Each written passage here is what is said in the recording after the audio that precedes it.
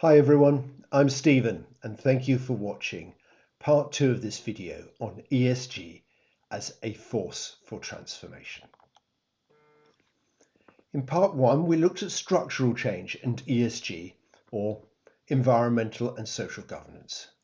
In particular, the need for urgent action if we're going to reduce carbon emissions and control climate change. We also looked at how attitudes to ESG are changing, both in business and in wider society.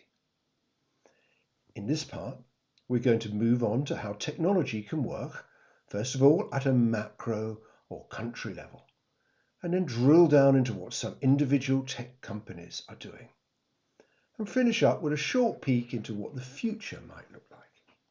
Of course, 2020 didn't turn out how anyone envisaged, so there is an element of guesswork at looking into the future. So let's start by looking at how technology can be a large-scale partner for change.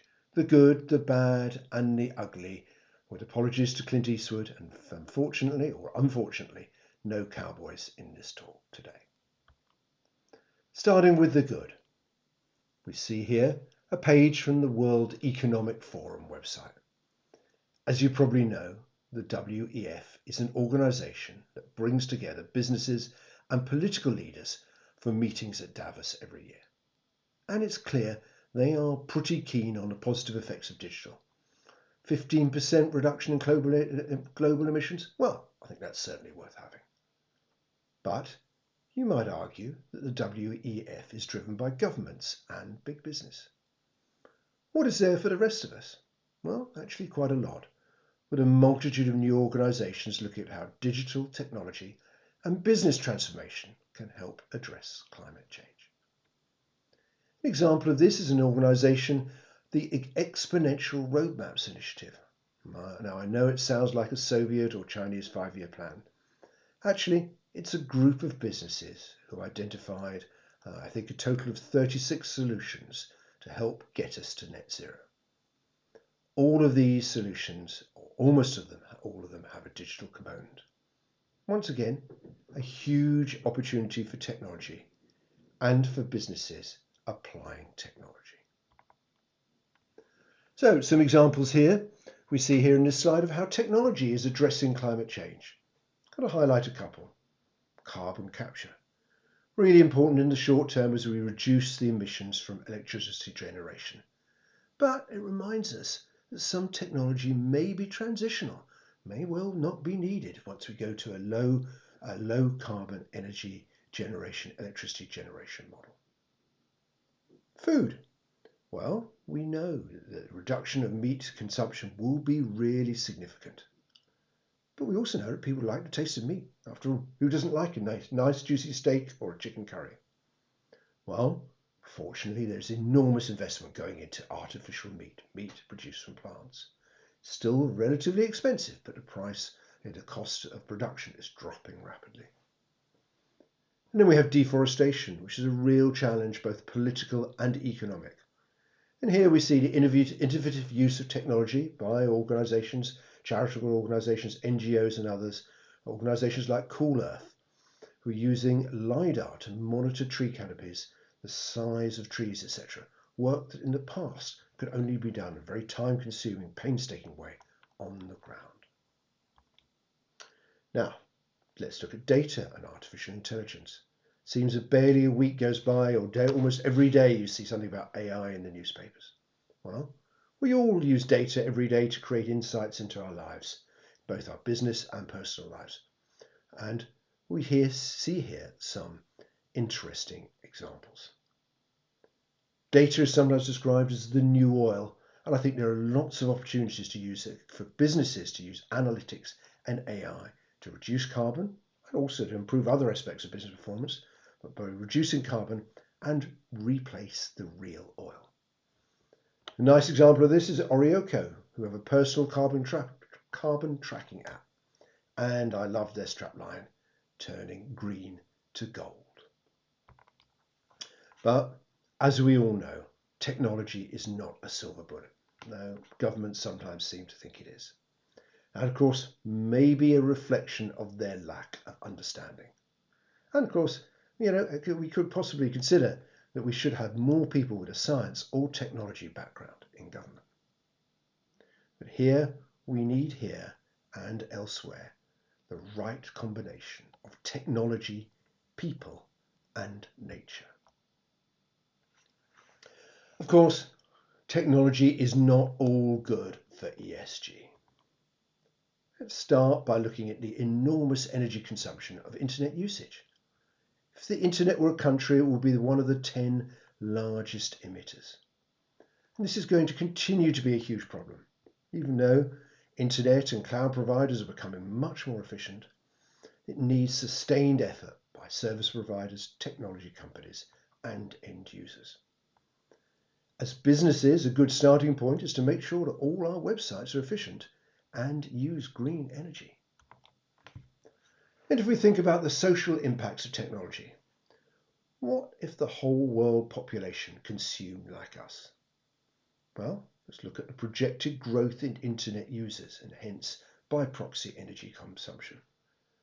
By 2025, it's envisaged that each connected person will have a projected 5,000 digital interactions a day. That's a huge number. But also let's consider the damage done by the manufacture of technology hardware. If we look at the whole product life cycle for technology devices from production through use to disposal, the greenhouse gas emissions of the ICT, information consumer and communications technology industry are really significant. And also, we see technology is rapidly depleting the world's resources. Batteries in particular are a major problem, with the demand for elements like lithium and cobalt.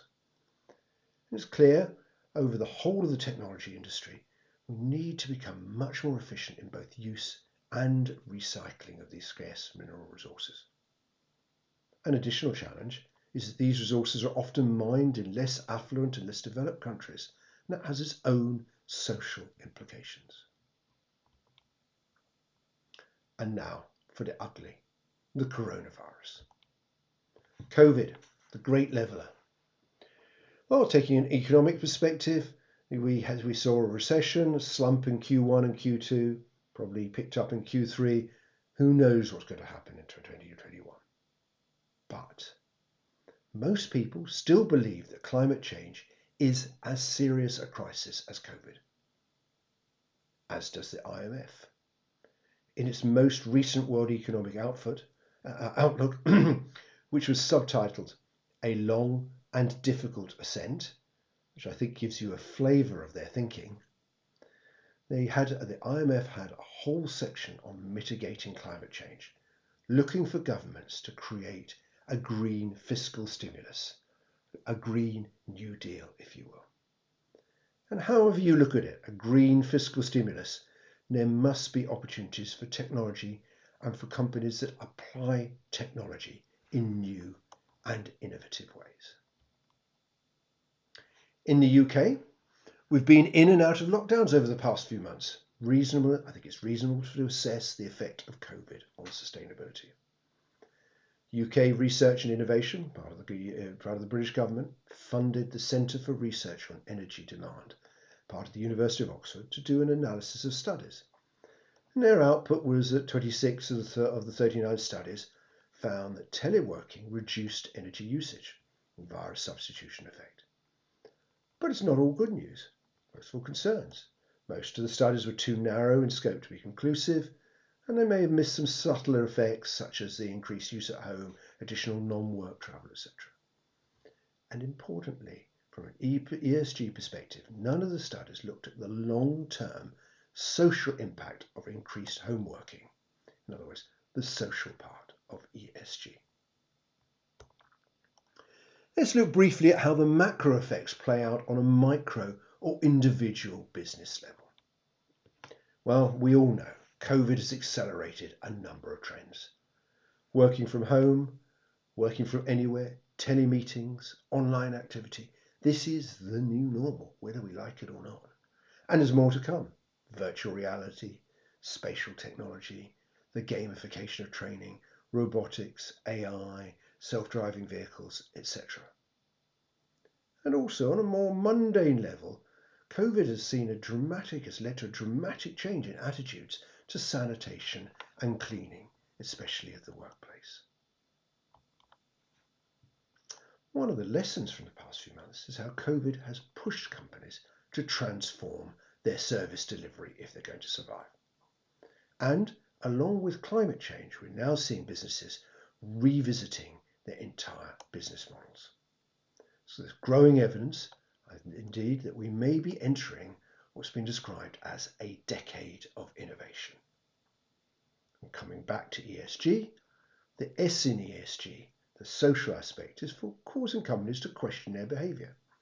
And there's clear evidence, we see here in comments from the FT and JP Morgan, that purpose-driven businesses outperform those without a clear purpose. And of course, purpose-driven businesses who apply technology in the right ways can perform even better. And picking up on the Planet Mark's experience, we found it's essential for companies to communicate their ESG successes, to engage staff, to engage their supply chain, their customers, their suppliers, other companies in the same industry. And by doing that, it creates a virtuous circle of improvements. And this leads to reduced carbon emissions, better organisational and performance, and a win-win all round. So we said at the start that ESG is a journey, and it's amazing how fast many companies are moving to embrace ESG. What comes next? Well, we talked about getting to zero carbon by 2050, and in order to keep climate change to anywhere near 1.5 degrees. Huge challenges ahead of us, but they bring great opportunities with them. I'd like now to look briefly at some of the challenges and opportunities. Let's look at personal interactions. We all, humans are social animals. We need mobility, we need EVs, but we need alternatives to travel as well. Well, some great news. If we look at electrified versus vehicle sales in 2020, for the first time in September, electrified vehicle sales exceeded those of diesels. Don't get too excited about that. There's still a long way to go. We have some of those EVs were hybrids, so we have the so-called hybrid effect. And of course, you have a 12-year life expectancy of new cars. So it's quite some time before the whole fleet will be electrified.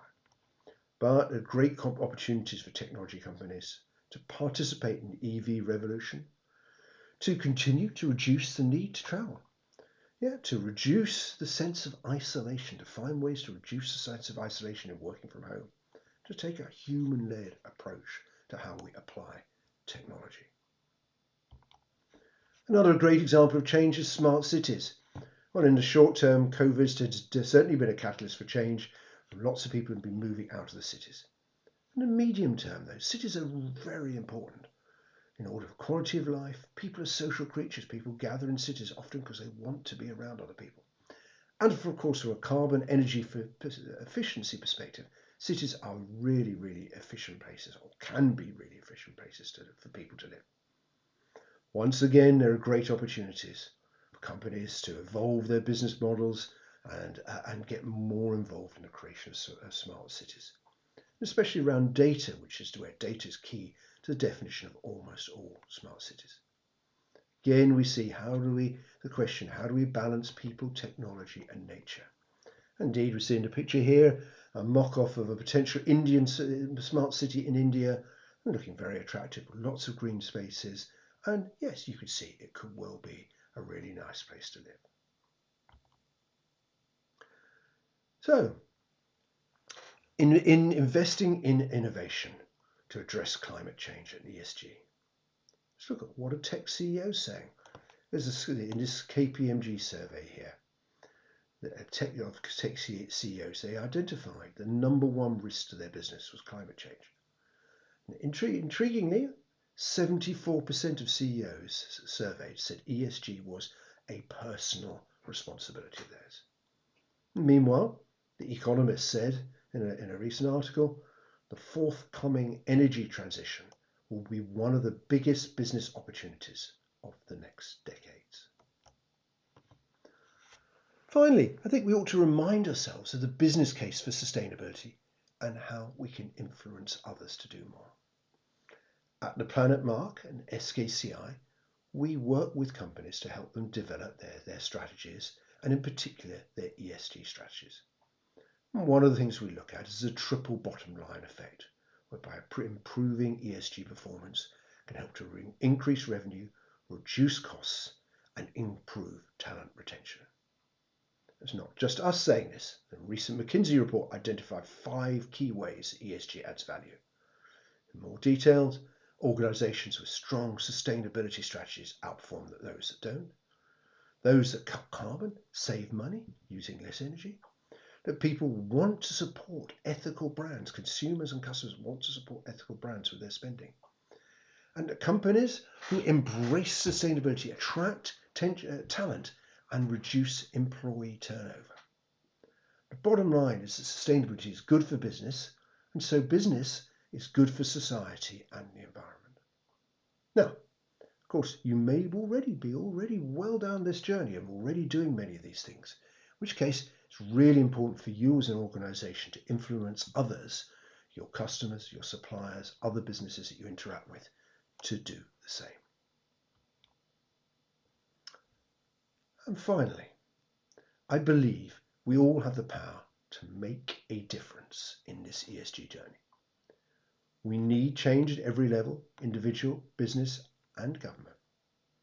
I think it was probably fitting to close with an Attenborough quote. Humans are great problem solvers. We need to imagine a better future and work to create it. Thank you for listening.